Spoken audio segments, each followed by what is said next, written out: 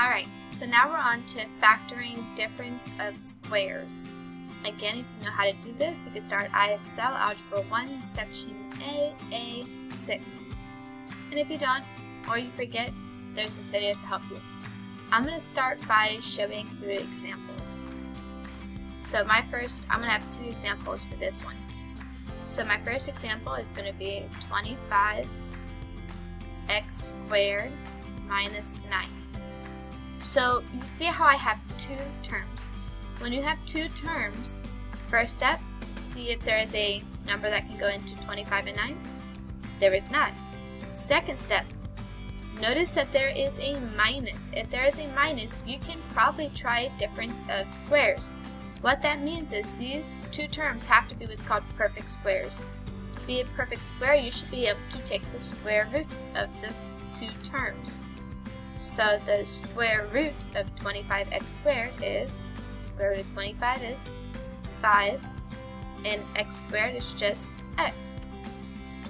Now I gotta see if I can do the square root of 9. The square root of 9 is 3, because 3 times 3 is 9. So because I can do the square roots of both, I know I can factor using difference of squares.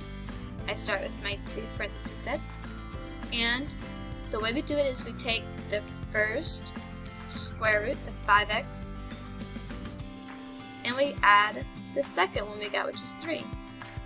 Then we start with the first one again, 5x, and now we minus the second one, which is 3.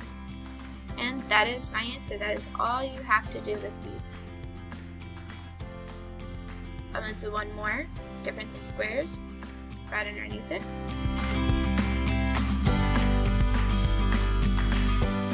So this one is going to be x to the 4 minus 25.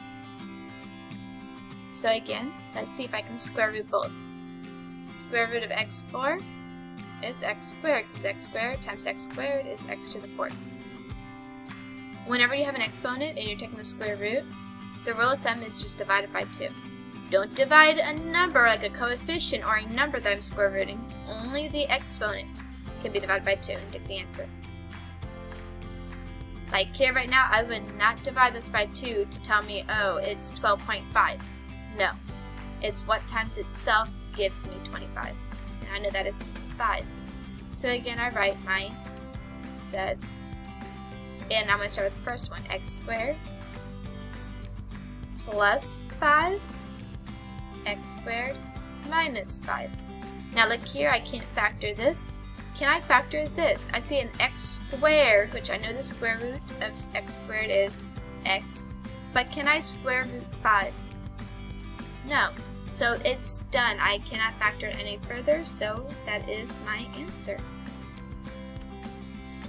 It's a very short, fairly easy lesson, and with one you're going to have more practice is on IXL Algebra 1, Section AA6. That is going to be your assignment.